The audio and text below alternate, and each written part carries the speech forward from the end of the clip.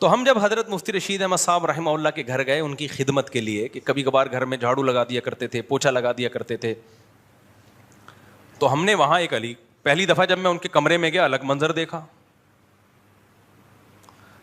ایک گھڑی سامنے لگی ہوئی ہے، ایک گھڑی ادھر لگی ہوئی ہے، ایک گھڑی ادھر لگی ہوئی ہے، ایک ادھر لگی ہوئی ہے. اتنی گھڑیاں.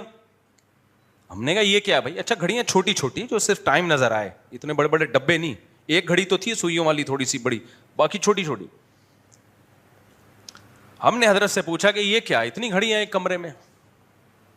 حضرت نے فرمایا میں یہاں بیٹھ کے، حضرت کی میز کرسی بھی تھی نا جہاں اپنے فتوے کا کام کرتے تھے، فرمایا یہ گھڑی جب میں فتوے کا جب کام کر رہا ہوتا ہوں تو یہاں ایک گھڑی ہے سامنے،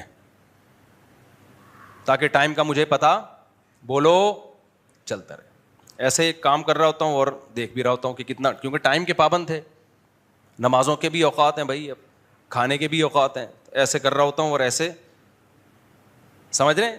تو کام جو کنٹینیو ہو رہا ہے، قلم کو روکنا نہیں پڑتا، گردن کو گھمانا. اب عام آدمی کو یہ کہ کھوپڑی میں یہ باتیں آئیں گی نہیں، جو ہر وقت گٹر کے ڈھکن پہ بیٹھے رہتے ہیں، گٹکے کھا رہے ہیں، وہ تو کہیں گے یار کوئی نفسیاتی کی ایسا شہدی ہے بھائی.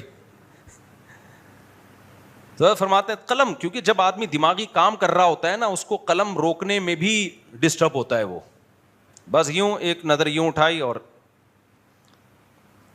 یہ گھڑی کون سی ہے؟ فرمایا یہ جب میں بیڈ تھا نا حضرت کا جہاں آرام کرتے تھے اس کے سامنے ہے بالکل. صبح ٹائم دیکھنے میں مشکل، بولو بیڈ کے سامنے نا، جس زاویے سے سو رہے ٹائم دیکھ لیا فوراً.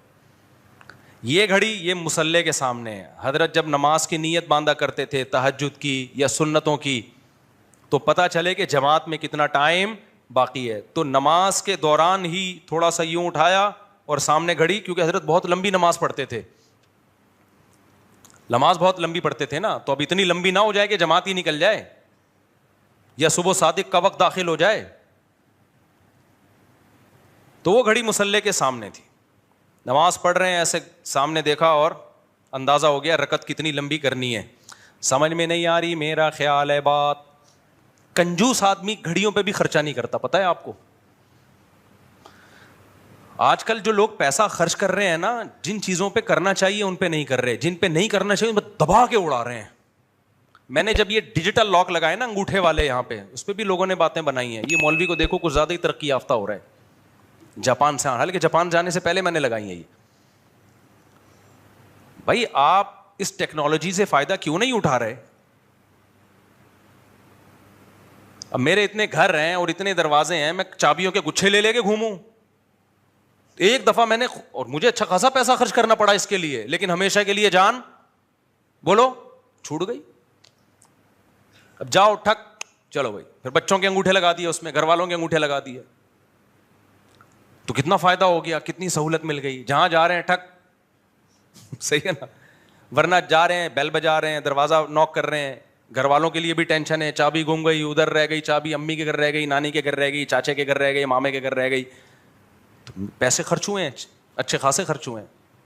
لیکن یہ جتنا خرچ ہوا ہے یہ ایک دفعہ کا خرچہ ہے، اور ٹینشن بہت لمبے ٹائم کی بچ رہی ہے. سیکیور بھی ہو گئے، ورنہ چابیاں دوسرے بنا بھی لیتے ہیں. کوئی بندہ چابی بنا لے، ایسا میرے ساتھ ہوا ہے کہ 10-12 سال پہلے ہمارے گھر کی چابی کسی کو دی میں نے، بھائی یہ کچھ کام تھا، تو کمبخت چپکے سے چابی بنا کے لے آیا اور گھر سے چیزیں چوری ہونا شروع ہو گئی. تو یہ وہ چیزیں ہیں جن پہ انسان کو پیسہ خرچ کرنا. جیسے خوراک کا میں کہتا ہوں، جو بے وقوف خوراک پہ پیسہ خرچ نہیں کرتا وہ کمبخت دوائیوں پہ اس سے 10 گنا زیادہ خرچ کرتا ہے. ابھی یہ کل میں کسی جاننے والے کو بول رہا تھا کہ روزانہ اتنے کاجو کھایا کرو پابندی سے. اس نے کہا کاجو کوئی سستا آ رہا ہے؟ میں نے کہا میں یہ نہیں کہہ رہا کہ بیلچے سے اٹھا اٹھا کے کھایا کرو، 7 دانے پہ کتنا خرچہ آئے گا بھائی؟ 7-8 دانے روزانہ چبا کے کھا لے، اس سے زیادہ تو میں نے کہا تم یہ بیلنس میں اور جو نیٹ استعمال کر رہے ہو اس سے 20 گنا زیادہ خرچ کر رہے ہو تم اس پہ. تمہیں کہیں کام ہوتا نہیں، بائک پہ پیٹرول ڈال کے جا رہے ہوتے ہیں نا، وہاں جا رہے ہیں, ادھر جا رہے ہیں, آڑے ترچے وہ گھوم رہے ہیں, اور کتنے پیسے اڑا دیے اس میں. ٹھیک ہے کاجو بہت مہنگا ہے, لیکن 7-8 دانوں کو اگر ڈیوائڈ کر کے دیکھو تو پھر کتنا آ رہا ہے اس میں خرچہ. کاجو کھا رہا ہوتا تو یہ کھوپڑی صحیح استعمال ہو رہی ہوتی, اور اس طرح کی الٹی باتیں نہیں کر رہا ہوتا. سمجھتے نہیں ہو بات کو میرا خیال. ماں باپ کو چاہیے اپنے بچوں کو خوراک اسٹینڈرڈ کی دیں, بے شک اس میں خرچہ زیادہ ہو جائے, وہ خرچہ آپ کو بڑے خرچے سے بچائے گا. میں جب لاہور گیا, ایک ہاسپٹل تھا, اس وقت نام ذہن سے نکل گیا ورنہ نام بھی بتاتا, بڑا اچھا ہاسپٹل, فری علاج کرتا ہے نا غریبوں کا. تو ڈائلسس کے پیشنٹ میں نے وہاں دیکھے, اور کینسر کے پیشنٹ دیکھے جن کا علاج ہو رہا ہے. وہ آپ ہسپتال جاؤ اور مریضوں کی حالت دیکھو, آدمی ہل جاتا ہے اندر سے. صحت کتنی بڑی نعمت. وہاں میرا بیان بھی تھا ڈاکٹروں میں نے ان کو بڑا اپریشیٹ کیا. میں نے کہا ماشاء اللہ آپ لوگ بہت اچھے لوگ تھے, اور بڑے بڑے تاجروں نے فری میں وہ ایک ٹرسٹ بنایا ہوا ہے اور علاج کر رہے ہیں. میں نے کہا مجھے ایک بات بتاؤ, اتنا کروڑوں روپے آپ کا خرچ ہو رہا ہے ڈیلی ان کے علاج پہ, اس سے بہتر یہ نہیں ہے. ہمارا مقصد تو انسانیت کی خدمت ہے نا, یا ہسپتال دکھا کے چندہ لینا ہے, ایسا تو نہیں ہے نا. وہ مخلص لوگ تھے, میری بات سمجھ رہے تھے. میں نے کہا آپ یہ کیوں نہیں کر لیتے, یہ جتنے غریب یہاں جو ڈائلسس کے پیشنٹ ہیں, کینسر کے پیشنٹ ہیں, شوگر کے پیشنٹ ہیں, آپ ان غریب علاقوں میں جا کے ایسے پروگرام کیوں نہیں کرتے کہ ان کو ایسی تدبیریں بتائی جائیں کہ گردوں کے مریض بنے ہی نہیں. وہ کیا خیال ہے بھائی؟ کچھ بیماریاں کامن ہیں نا, ڈاکٹر کہتے ہیں اگر 8-10 سال پہلے آپ ان کی پلاننگ کر لیں تو آپ کو وہ بیماری قریب بھی آپ کے نہیں گزرے گی. ہارٹ پیشنٹ بھی پڑے ہوئے تھے. ماہرین کہتے ہیں کہ دل کا جو اٹیک ہوتا ہے نا, یہ اچانک نہیں ہو جاتا. 15 سال سے دل کے ساتھ زیادتی ہو رہی ہوتی ہے, 15 سال دل برداشت کرتا ہے. سمجھتے ہو کہ نہیں سمجھتے؟ 15 سال سے جو آپ کا لائف اسٹائل ہے وہ غلط ہوتا ہے, یعنی کم سے کم 15 سال لائف اسٹائل غلط خوراکیں کھا کے دل کا بیڑا غرق کر دی. 15 سال کے بعد جا کے دل آڑا ترچھا ہوتا ہے اور اٹیک کا ذریعہ بنتا ہے. تو بہتر نہیں ہے 15 سال پہلے ہی ان کو بتا دیا جائے بھائی یہ خوراکیں مت کھاؤ, یہ لائف اسٹائل مت اختیار کرو, اور پھر ان کو ویڈیوز دکھائی جائیں کہ دیکھو یہ پھوڑتا تھا پراٹھے اور ورزش نہیں کرتا تھا, یہ دیکھو یہ کیسے پڑا ہوا ہے ہسپتال میں, اس کی حالت دیکھو. جب آپ ویڈیوز دکھاتے ہیں نا, انسان کو بڑی عبرت ہوتی ہے. میں گاڑی بہت اسپیڈ سے چلایا کرتا تھا, بائک بھی میں نے بہت چلائی ہے, اور ایسے بھگاتا تھا کہ یوں یوں جیسے رفیع بھائی چلاتے ہیں.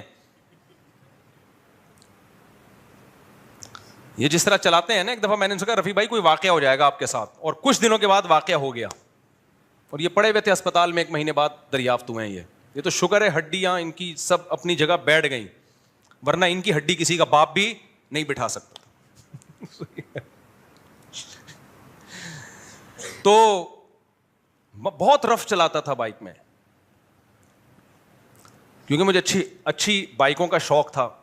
جب میں نے یوٹیوب پہ بائکوں کے ایکسیڈنٹ کی ویڈیوز اپنی آنکھوں سے دیکھی, گاڑیوں کے ایکسیڈنٹ کی ویڈیوز اپنی بولو آنکھوں سے, اس منظر دینے کے بعد ڈر پیدا ہوا کہ بھائی یہ بھی ہو سکتا ہے. بعض چیزیں بتانے سے سمجھ میں نہیں آتی, جب منظر اپنی آنکھوں سے دیکھتا ہے تو انسان کہتا ہے بھائی انسان کے بچے بن کے زندگی گزارو, ورنہ آپ کے 2-4 پرزے شارٹ بھی ہو سکتے ہیں, مر بھی سکتے ہو آپ. تو میں نے ان سے کہا, میں نے کہا بھائی آپ ایسی ورکشاپس کروائیں غریب علاقوں میں, مالداروں میں تھوڑی بہت اویئرنیس ہو چکی ہے, تھوڑی بہت, زیادہ ان میں بھی نہیں ہے, تو اس سے 10 گنا کم خرچہ ہوگا اور ان بیماریوں سے لوگوں کو نجات مل جائے گی. ان کو آلٹرنیٹ بتایا جائے, بھائی آپ کے لیے زیتون کا تیل کھانا ناممکن ہے, آپ دیسی گھی نہیں خرید سکتے, تو اس کا آلٹرنیٹ یہ ہے. وہ کیا ہے وہ میں ابھی بتاؤں گا نہیں, وہ پھر کلپ بنا کے لوگ ڈال دیں گے, اور ایسا نہ ڈائریکٹ وہ آلٹرنیٹ پہ آ جائیں. یہ میڈیکل سائنس کا شعبہ ہے نا, تو میں کیوں اس میں ٹانگ اڑاؤں. تو اس سے پیسہ کم خرچ ہوگا, انسانیت کی خدمت بولو زیادہ. اور میں نے کہا میرے ذریعے مجھے آپ کو میری جو مدد چاہیے پبلسٹی کے لیے یا کسی بھی عنوان سے, میں اس مدد کے لیے آپ کے ساتھ تیار ہوں. بھائی اس سے بڑی انسانیت کی کیا خدمت ہوگی. لیکن ہمارے ہاں میرے بھائی لوگوں کو اویئر کرنے کے لیے صحت کے بارے میں, لوگوں کو بتانے کے لیے کہ کیا صحیح ہے کیا غلط ہے, کن چیزوں سے بیمار ہوتے ہیں کن چیزوں سے نہیں ہوتے, اس پہ اتنا پیسہ خرچ نہیں ہو رہا. جب وہ بیمار ہوتے ہیں تو کروڑوں کروڑوں روپے کی زکاتیں ایک آدمی پہ لگ جاتی ہیں اس کے گردے ٹھیک کرنے میں, کروڑوں کروڑوں روپے. تو اسلام اس چیز کو پسند کرے گا ہے بھائی؟ تو یہی حال ہے. اب حضرت نے کیا کیا, اپنا ٹائم بچانے کے لیے اتنی گھڑیاں خرید لی, ٹھیک ہے نا, وہ دیکھنے میں تو اسراف لگ رہا ہے لیکن حقیقت میں وہ اسراف نہیں ہے, دیر پا فائدے اس کے حاصل ہوتے ہیں. دیکھنے میں تو ہمارا یہ عمل اسراف لگ رہا ہے, اتنے جگہ پہ ہم نے وہ انگوٹھے لگا دیے, لیکن یہ چیزیں آپ کے ٹائم کو بچاتی ہیں, پیسہ بھی بچاتی ہیں. اور یاد رکھو ٹائم سے زیادہ قیمتی کوئی چیز نہیں ہے. اگر ایک طرف ٹائم ہو ایک طرف پیسہ ہو تو زیادہ بچانا کس چیز کو ہے؟ ٹائم بچانے کو فوکس کرو. مثال کے طور پر یہ واقعہ کئی بار پہلے بھی بتا چکا ہوں میں, آپ کے پاس کوئی سستی چیز ہے گھر میں جس کی ریپیئرنگ میں ٹائم بہت لگ رہا ہے اور اللہ نے آپ کو کچھ گنجائش دی ہے, تو وہ کسی کو صدقہ کر کے دوسری چیز لے لو. نہیں, ہاں غریب آدمی یہ کام نہیں کر سکتا, وہ کہے گا بھائی میں صدقہ کیسے کروں میرے لیے, تو وہ ٹھیک ہے, لیکن میں تو مالداروں کو دیکھ رہا ہوں ایسا کر رہے ہیں.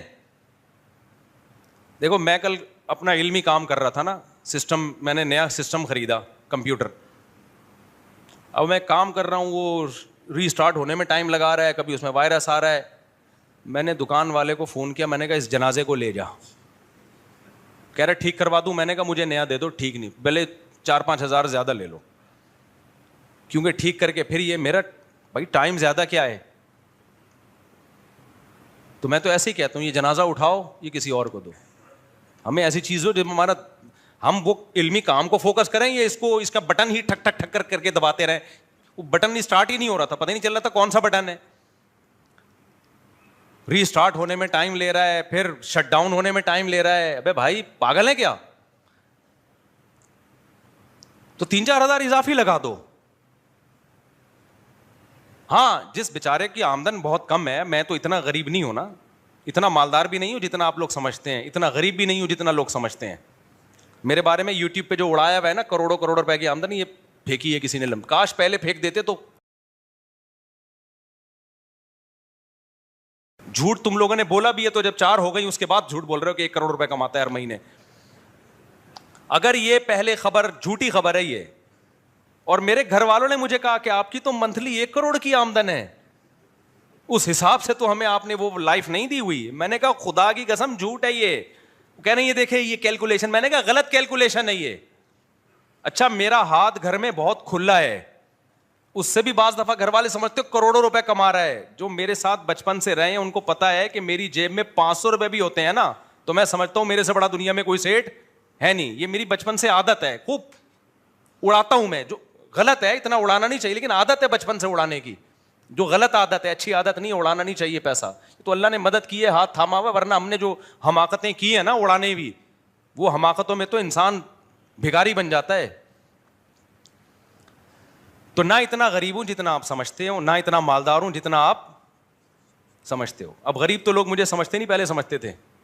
تو اب کیا ہے کہ اب آپ نے کیا کرنا ہے. ہاں تو میں کہہ رہا تھا کہ میں نہ بہت مالدار ہوں, لیکن میں ٹائم بچانے پہ پیسہ خرچ بولو کرتا ہوں.